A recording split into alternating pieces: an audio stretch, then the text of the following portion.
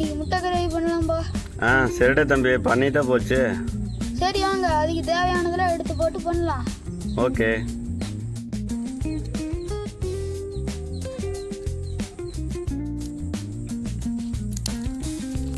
அம்மா அடுப்பத்தை வச்சாச்சு, போய் முட்டை எடுத்துட்டு வா, வேவிக்கலாம்.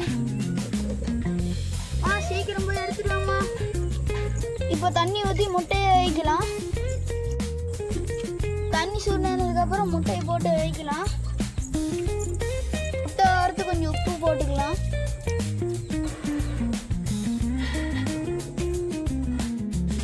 இப்போ முட்டை வெந்துருச்சு, தண்ணியில எல்லாம் கொதி வந்து எடுத்துக்கலாம். இப்போ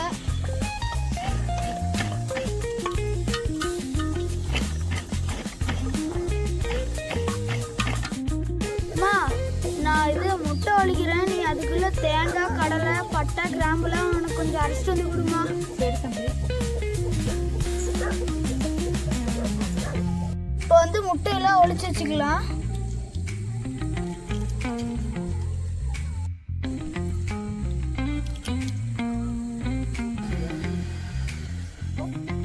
இப்போ முட்டையெல்லாம் ஒழிச்சு வச்சு அம்மா அந்த விழுதை மட்டும் அரைச்சிட்டு வந்து கொடுத்தா போதும். ஓகே. மசாலா உள்ள எடுத்து கீத்து அரிஞ்சுக்கலாம்.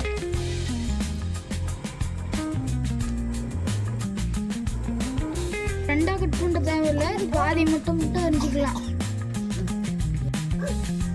எண்ணெய் ஊற்றிக்கலாம். கடுகு கொஞ்சம் போட்டுக்கலாம். கடுகு பொரிஞ்சிருச்சு, உளுந்து போட்டுக்கலாம். அந்த கடலைப்பருப்பு போட்டுக்கலாம்.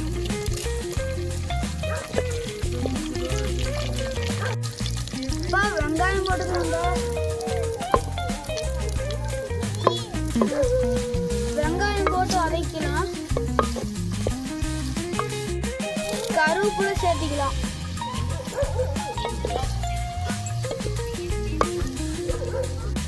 வெங்காயத்தை பொன்னிறமா வதக்கலாம். ஒரு வரமிளகாய் போட்டுக்கலாம்.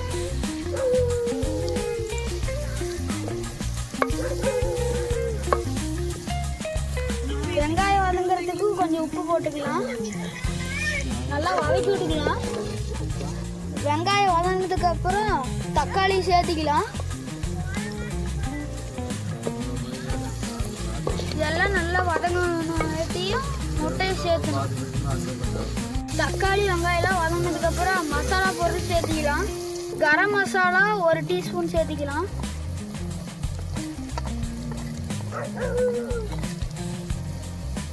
கறி மசாலா 3 டீஸ்பூன் சேர்த்திக்கலாம். மஞ்சத்தூள் 1 டீஸ்பூன் சேர்த்திக்கலாம். கொத்தமல்லி தூள் 3 டீஸ்பூன் சேர்த்திக்கலாம். இதெல்லாம் வதங்கிறதுக்கு கொஞ்சமாக தண்ணி சேர்த்திக்கலாம். நல்லா வதங்கினதுக்கு அப்புறம் இப்போ நம்ம ஒழிச்சு வச்ச முட்டையெல்லாம் இப்போ வந்து முட்டை சேர்த்திக்கலாம்.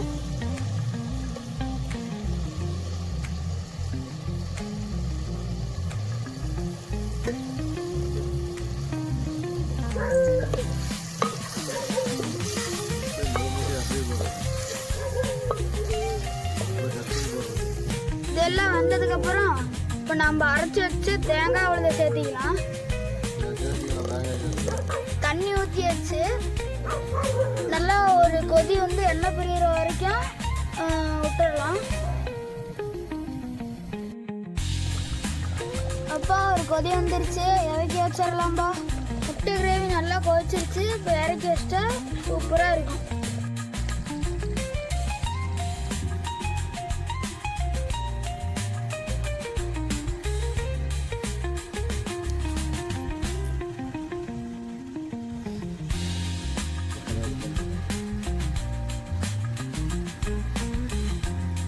முட்டை கிரேவி சூப்பராக இருக்குதுப்பா.